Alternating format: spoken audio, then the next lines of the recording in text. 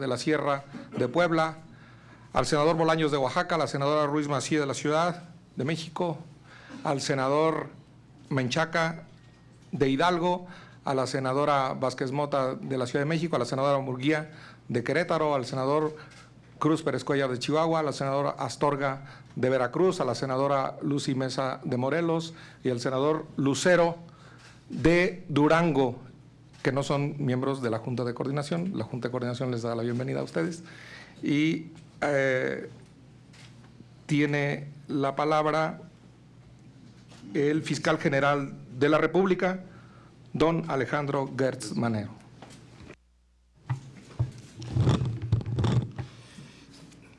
Señora Presidenta, señor Presidente, señoras y señores senadores, señoras y señores, muchas gracias. Vengo a esta soberanía porque ustedes me eligieron. Yo estoy aquí gracias al voto que ustedes me dieron. Mi obligación es darles cuenta a ustedes e informarles de mi trabajo y de los temas que están a mi cargo. Por esa razón estoy aquí. En el mes de junio nos reunimos, creo que con todos ustedes, para tratar precisamente el problema de la crisis de seguridad y de justicia que había en el país. Y yo les hice una promesa de que iba yo a trabajar con todos los quienes pudieran acercarme información y datos y capacidad técnica y jurídica para poder ir generando un proyecto que realmente diera una respuesta global a un problema que es de carácter también global. Es decir, se han hecho esfuerzos durante los últimos 20 años generando respuestas parciales que finalmente nunca han terminado por generar realmente una solución que no solamente que contenga, sino que no deje que siga creciendo esta situación que es quizás la más aflictiva de todo nuestro país. En razón de eso, no podemos iniciar un proyecto si no entendemos la globalidad de la situación. La falta de justicia se sustenta en tres factores fundamentales: una enorme inseguridad, una enorme corrupción y una enorme impunidad. A ver, ¿ya se oye mejor? ¿Sí? En esas condiciones, estos tres elementos son los que nos mueven a resolver global y coordinadamente una situación de esta naturaleza.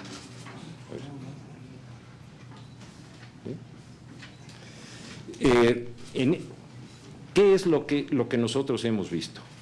Que el fenómeno criminal que comienza en la inseguridad más elemental cotidiana que vivimos todos los mexicanos se vincula inmediatamente con estos elementos, se vincula con la procuración y con la impartición de justicia y con la prevención y readaptación social.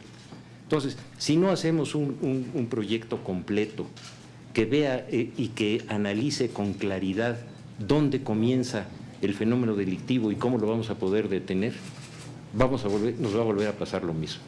Si ustedes ven la cantidad de reformas y de leyes que se han hecho en los últimos 20 años en esta materia, se sorprenderían. ¿Por qué? Porque es tal el número que se ha hecho como el número de problemas que se han multiplicado. Quiere decir que eso no funciona. En atención a todo esto, nosotros tenemos la convicción absoluta que el delito y la seguridad tienen que detenerse en el momento de que son un germen, en el momento de que comienza el problema en la vida cotidiana de cada uno de nosotros. Cuando un Estado no tiene control sobre su territorio y hay otro grupo que hace funciones de poder dentro de un territorio, ese territorio está perdido para la comunidad y perdido para el Estado. Entonces, ahí es donde debemos de dar el primer esfuerzo. Ese primer esfuerzo tiene que ser una ley que defienda a la vida cotidiana de todos los mexicanos en todos los municipios y en todos los estados del país, con un criterio general de aplicación, pero con una competencia local de cumplimiento de funciones. Tenemos ejemplos en la legislatura mexicana por ejemplo la Ley Federal del Trabajo, que es una ley de carácter federal y que se aplica para efectos locales en cada una de las localidades y en cada uno de los estados de la República. Entonces, con esa idea, nosotros iniciamos nuestro proyecto con la Ley de Justicia Cívica para ir de ahí al Código Penal, después el procedimiento para poder aplicar el derecho positivo y después cómo vamos a manejar las sanciones en este sentido. Entonces, yo quisiera darles a ustedes, si me lo permiten, una idea de cómo estamos planteando estos aspectos fundamentales. Primero, en la Ley de Justicia Cívica. Esta ley pretende lo siguiente: la prevención de la delincuencia desde su inicio, protegiendo la convivencia cotidiana frente al asedio de la delincuencia común y de su colusión con policías y funcionarios municipales. Habrá de priorizar la reparación inmediata del daño con la obligación del Estado de repararlo en los casos de las personas más vulnerables. Este es un aspecto fundamental para todos los que sufren diariamente el delito. Y déjenme decirles, de los 33 millones de delitos que se producen al año, el 90% están en contra de las gentes más desprotegidas del país. Y de ellos, el 90% son temas de carácter económico que no pasan de 10,000 pesos. El Estado tiene que hacerse cargo, porque esa es su función primaria, de reparar el daño cuando no lo repara el causante. Después promoverá el trabajo comunitario para fortalecer las redes sociales y los valores cívicos. Las multas se vuelven una especie de subasta, de que yo pago una multa pero no me comprometo con lo que hice. El trabajo comunitario significa entender el daño que se le causa a la comunidad y cómo se tiene que reparar con una conducta personal que le dé tanto a la víctima como a la propia comunidad la reparación que necesita. Y establecer la diferencia toral entre los primodelincuentes que todavía son rescatables frente a los habituales y reincidentes que deben de ser sometidos a sanciones penales eficaces. Es decir, ¿qué es lo que sucede? Que en la primera instancia, donde realmente es donde se debe de contener al delito, no hay una sanción que prevenga y otra que identifique al que está delinquiendo ya en forma habitual para que pase de una justicia cívica a una justicia penal. Porque si no, nos pasa que los que se roban un país pueden andar en la calle y los que se roban 20 pesos se tienen que pasar el resto de su vida en una cárcel. Eso es verdaderamente lo más perverso que se puede ocurrir y eso es lo que nos pasa en este país. Estas son las bases fundamentales de la Ley de Justicia Cívica. Después pasamos al Código Penal Nacional, que debe de homologar todos los delitos, su tipicidad y agravantes en una sola ley que le dé certeza y equilibrio a la defensa social en todo el país. No podemos tener 32 códigos porque al final de cuentas, si no hay una homologación de defensa social, no puede haber tampoco una homologación de defensa de cada una de las personas. Eso tiene una lógica elemental. Y en ese sentido, también es muy importante que este código, y así lo estamos empezando a plantear, permita a las entidades federativas establecer delitos específicos considerando sus raíces culturales y sus características regionales. Uno de los grandes obstáculos de un código único es que hay ciertos delitos que son específicos de una cultura o de una región. Hay que dar la oportunidad de que esa defensa jurídica se pueda dar de conformidad con esas áreas culturales y con esas tradiciones y con la defensa de esos valores morales que muchas veces son fundamentales para una determinada comunidad. Después, que establezca con toda precisión la competencia local y la federal en razón de la defensa de los derechos individuales, por un lado, y por el otro los derechos inalienables de la nación. Es ese juego perverso de que el que no cumple, que el otro sea el que se responsabilice y que los delitos locales los atraiga la federación porque el Estado o el municipio no cumplen. Eso no nos ha dado el menor resultado porque ni unos tienen la capacidad para poder resolverlo. Déjenme darles nada más un dato. La Policía Federal Ministerial, que tiene la función de defender todos los aspectos policíacos de carácter federal tiene 3.500 personas. Las policías locales tienen más de 400,000. Entonces, si no establecemos con toda claridad las responsabilidades de acuerdo con el tipo de delito, con las características y conocimiento que la policía tiene y nos apoyamos en esto, eso no va a funcionar porque, ustedes lo saben, nunca ha podido funcionar. Otro tema fundamental, para que en los delitos que más deben combatirse, tales como el feminicidio, el infanticidio, no sea más complicada su judicialización y para que cuenten con los agravantes necesarios para su combate y su ejemplar sanción. Les pongo el caso del feminicidio. Es más difícil para nosotros, los litigantes, en defensa de las víctimas, consignar y judiciar un feminicidio que un homicidio con agravantes. Entonces, se hizo una ley supuestamente para proteger a un sector que está desprotegido y resulta que es más complicado defenderlo, cuando lo único que se tiene que establecer con toda claridad es que en el caso de estas personas que están en esa situación, el agravante sea el que mande para poder castigarlos en razón del daño que han causado. Una cosa de sentido común y de lógica que parece que no se había podido nunca resolver.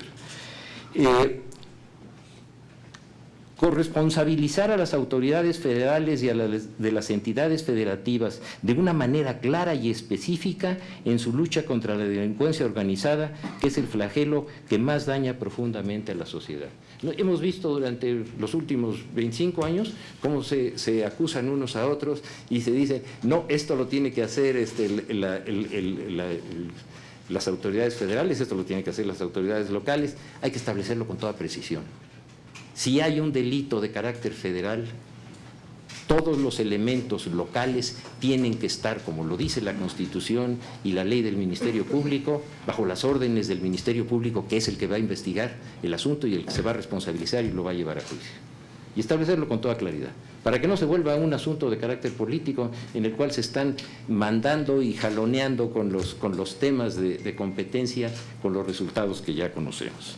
Entonces, teniendo esas bases, quiero hablarles del Código de Procedimientos Penales.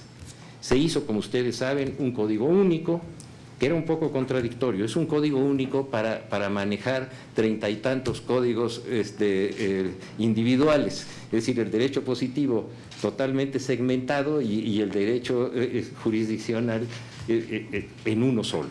Eso no funcionaba, tiene que ser armónico. Se hizo un gran esfuerzo, y así se hizo público también, que con la compactación y con la presencia del juez y con la transparencia se iba a resolver el problema de la criminalidad.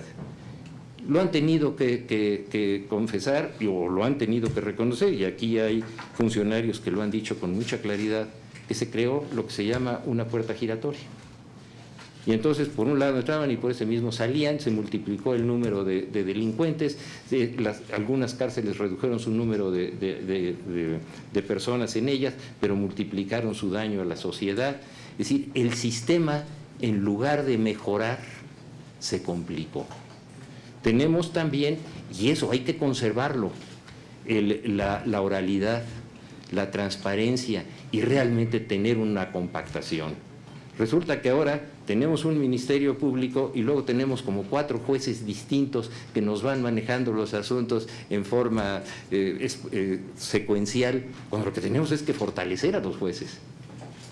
No generar una distorsión y una multiplicación del número de juzgadores, porque finalmente eso, y lo estamos viendo también, nos ha dado los resultados que ustedes conocen.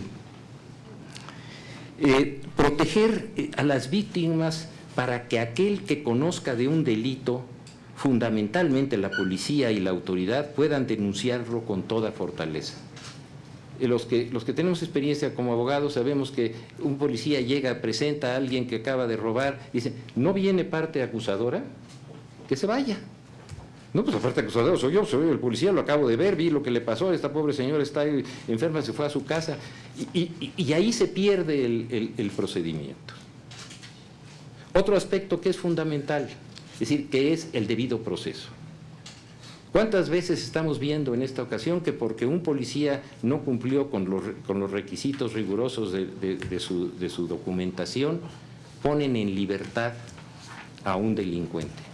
No, deben de castigar al policía y deben de reponer el procedimiento, pero no darle impunidad al delincuente. Eso no tiene sentido. Es algo de lógica elemental. Entonces, en este código también tenemos algo que es muy importante, la prescripción. La prescripción debe de defender a la víctima, no al victimario. Y en los delitos que dañan a la sociedad no debe de haber prescripción. Así de claridad. Tercero, que es también fundamental, el monopolio de la acción penal solamente para la defensa de los intereses de la nación y del Estado. El resto, que tengamos las víctimas el derecho de ir ante un juez, que no tengamos un tutor obligatorio. Eso va contra los derechos más elementales de un ser humano. Nada más plantear que en materia penal la víctima no es parte, porque el Ministerio Público es la parte, es una ofensa verdaderamente incalificable. Que el Ministerio Público sea auxiliar del que lo necesite, que el Ministerio Público actúe como lo manden los jueces, que el Ministerio Público defienda los intereses de la nación y los intereses de la comunidad, pero que los particulares podamos ir ante los jueces a defendernos. Eso es fundamental.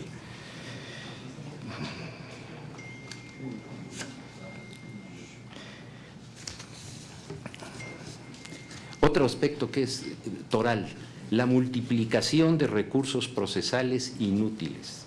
Son la delicia de los delincuentes y de los abogados, que, bueno, verdaderamente gozan de la cantidad de recursos que se tienen con un solo propósito, que no haya justicia. ¿Por qué no compactamos esos recursos, los fortalecemos, los llevamos la mayor parte de ellos para que se manejen como se manejan en muchos aspectos procesales en el momento de la sentencia? Y no estamos haciendo de eso un verdadero mosaico de impunidad que es verdaderamente inaceptable. Después pasamos a la parte de la Ley Nacional de Ejecución Penal. Nosotros tenemos, y lo sabemos, y no se los voy a repetir a ustedes, lo que está sucediendo en las cárceles. Y está sucediendo por una razón muy sencilla, porque no hay lógica en el sistema de readaptación social. Miren, todos los primodelincuentes deben de tener cárceles abiertas para no convertirlas en alumnos de las escuelas del crimen. Cárceles abiertas bajo control, pero cárceles abiertas. Todos los reincidentes, todos, tienen que ir a la cárcel. Y las cárceles tienen que ser centros de productividad, centros de industria, centros de capacitación, centros de autocapacidad, para que realmente ahí se preparen y que uno no puede obligar a alguien a que trabaje, pero el juez sí puede decir pena mínima para el que se readapte y pena con agravantes para el que no quiera readaptarse.